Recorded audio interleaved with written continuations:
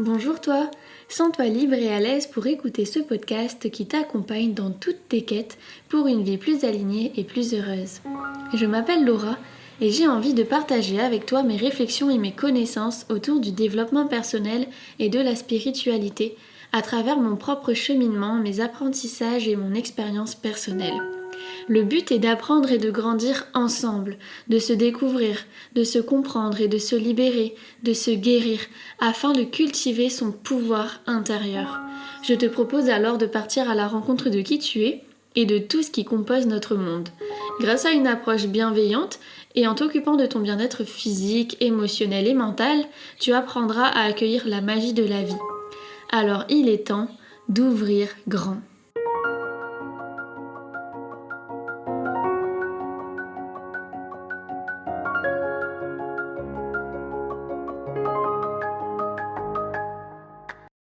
Bonjour à tous, je suis très contente qu'on se retrouve aujourd'hui pour mon premier podcast. Ça y est, je me lance dans l'aventure du podcast.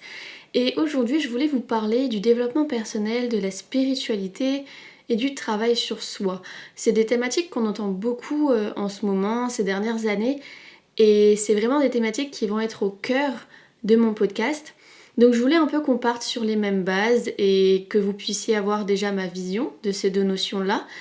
Et qu'on vienne un peu aussi se pencher sur les questions qu'on pourrait se poser. Après tout, pourquoi on en parle autant ces derniers temps? Pourquoi c'est à la mode? Qu'est-ce que c'est réellement, finalement? Et pourquoi tout le monde en parle en fait de plus en plus? Le développement personnel pour moi c'est un peu l'art de se découvrir et d'aller à sa rencontre. C'est un peu comme plonger à l'intérieur de soi pour voir ce qui s'y cache, pour voir où est-ce qu'on a besoin de placer notre attention en fait, afin de se développer personnellement.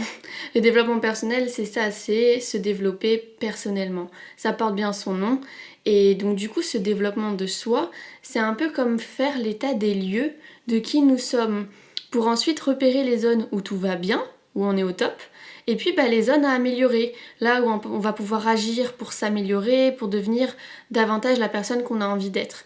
Donc on a tous un idéal un peu de la personne qu'on a envie d'être, de l'image qu'on a envie de refléter auprès des autres, et on va tout faire consciemment ou inconsciemment pour s'y rapprocher. Des fois on y arrive, des fois on n'y arrive pas. Et pour moi le développement personnel c'est un peu d'aller voir ce qu'il y a à l'intérieur de nous, d'aller voir un peu ce qui est vrai et ce qui sonne juste pour nous.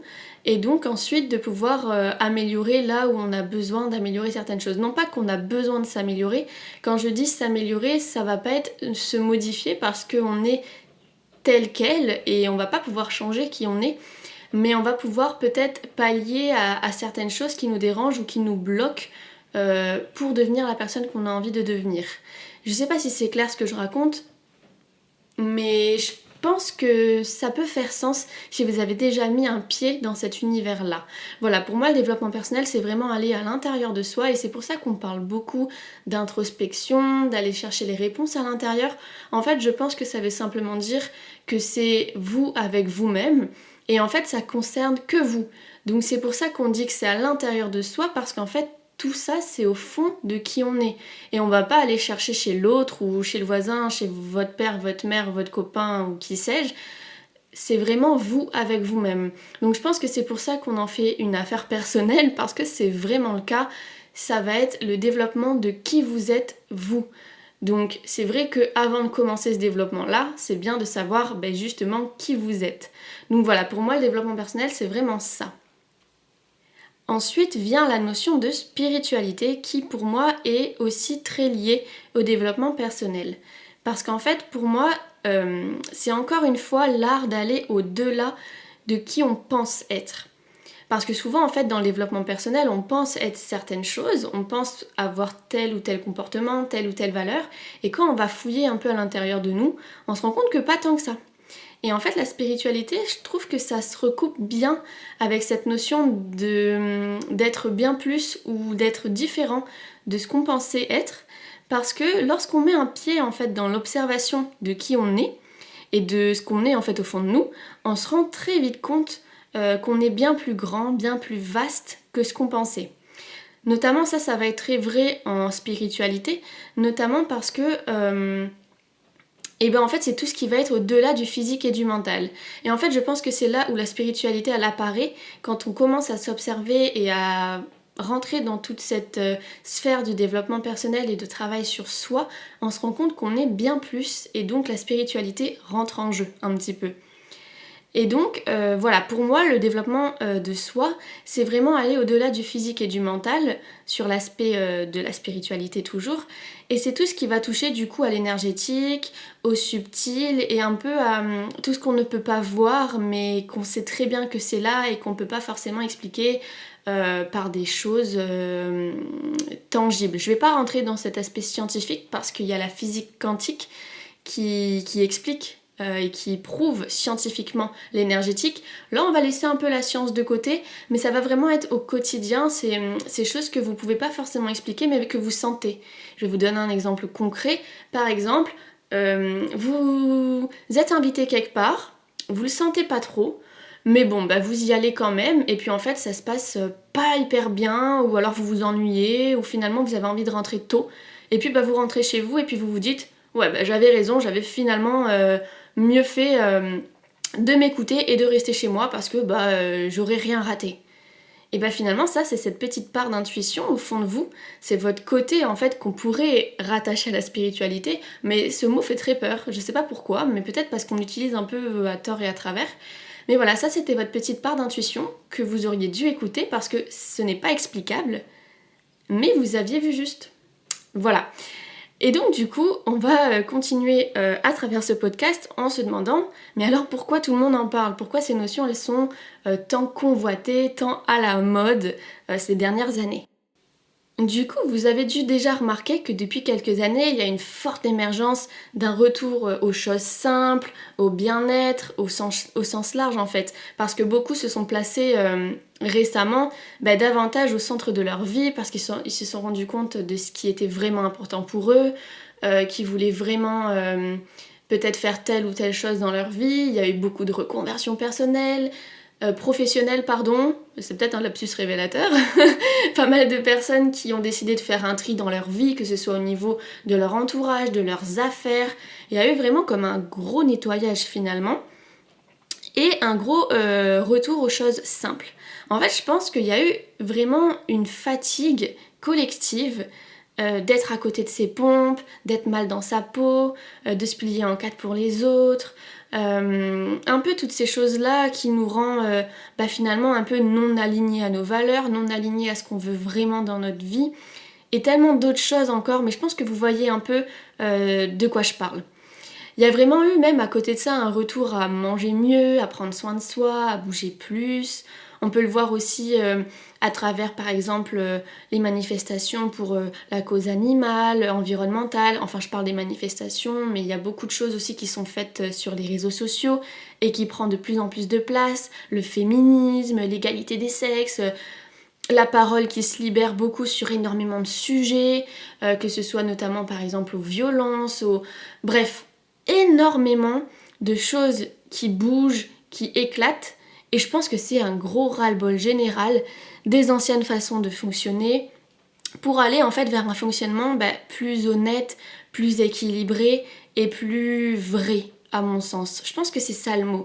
On cherche en fait un peu plus de justesse et de vrai, que les choses elles soient authentiques, que les choses qu'elles viennent du cœur en fait. J'ai vraiment l'impression qu'il y a ça, et ça se traduit par un gros ras-le-bol général de tout le monde, des anciens schémas de fonctionnement et des anciennes manières de faire. Et j'entends souvent dans mon entourage aussi beaucoup qui parlent de quand nos grands-parents ou nos parents étaient jeunes, qu'ils agissaient d'une telle manière ou d'une autre, et qu'en fait c'est tellement éloigné de ce que nous maintenant on construit, la jeune génération, on construit dans ce monde, parce qu'on n'a pas les mêmes moyens, parce qu'on n'a pas les mêmes visions de la vie, on n'a pas la même manière de voir les choses, on n'appréhende pas la vie de la même façon. Alors là encore, il y aura beaucoup de débats qui peuvent s'ouvrir à ce sujet-là, mais je pense que ce qu'il faut juste retenir, c'est que les choses changent parce que les gens changent, et du coup, on revient à des choses plus simples et à des choses plus vraies. Et puis finalement, en fait, on se retrouve un peu tous confrontés à ces questions quand on commence à s'intéresser un peu au développement personnel et à la spiritualité, et on se demande qui suis-je? Qu'est-ce que j'ai envie de faire? Qu'est-ce que j'ai envie d'être? Quelles sont mes valeurs? Qu'est-ce qui m'anime au quotidien? Qu'est-ce que j'aime? Et on se sent souvent un petit peu exclu ou à part car on est un peu différent de ce qu'on a pu connaître dans cette société, ou plutôt en fait de ce qui est accepté dans cette société. Ou du moins, on n'a pas envie de sortir des cases parce qu'on va peut-être être pointé du doigt. Ou... En fait, il y a beaucoup de peur, il y a beaucoup de questionnements. Qu'est-ce que je suis? Qu'est-ce que je m'autorise à être? Qu'est-ce qui va être accepté? Et en fait, c'est pas simple. Voilà, c'est pas simple. Et bon, il y a beaucoup d'autres raisons pour moi, bien plus vastes et qui nous dépassent, qui expliqueraient aussi l'émergence du développement personnel et de la spiritualité. Et on pourrait en parler dans un autre podcast d'ailleurs. Mais voilà, je pense que maintenant la réponse à notre question initiale de pourquoi ces deux thématiques du développement personnel et de la spiritualité ont explosé, cette question a reçu une belle réponse, je pense. Et du coup, on va venir en fait décortiquer ça dans ce podcast. On va venir de façon beaucoup plus précise et en détail se pencher sur des thématiques, sur des questionnements. Je vais vous donner des conseils, des pistes à explorer, des réflexions. Je vais vous parler un peu de mon expérience, sachant que j'ai fait 2-3 belles années d'introspection, de travail sur moi. J'ai aussi pris le temps de me former à des belles pratiques psychologiques, énergétiques, dont la thérapie intuitive, l'hypnose. J'ai fait des compléments de formation, par exemple sur la loi d'attraction. Bref, j'ai fait pas mal de petites choses comme ça qui m'apportent aussi une vision un peu plus globale, et je pense que j'ai encore beaucoup à apprendre et donc on va cheminer ensemble. C'est un peu le but de ce podcast là. Donc n'hésitez vraiment pas à m'envoyer des messages sur les réseaux, à m'identifier ou à réagir à mes stories quand je vous demande par exemple quelle thématique vous intéresse ou que je vais simplement interagir avec vous, car ça va pouvoir rendre ce podcast de plus en plus riche. Et justement, moi je vais pouvoir aussi me coller à ce que vous cherchez, aux questions que vous vous posez. Et donc du coup, ça va pouvoir vous parler de plus en plus. Voilà. Donc j'espère que ce podcast t'a plu. Si c'est le cas, partage-le aux personnes de ton entourage, à qui ça parlera. Et tu peux aussi le noter sur la plateforme d'écoute et me laisser un petit commentaire. Ça me fera extrêmement plaisir. Et je te dis à la semaine prochaine pour un tout nouveau podcast.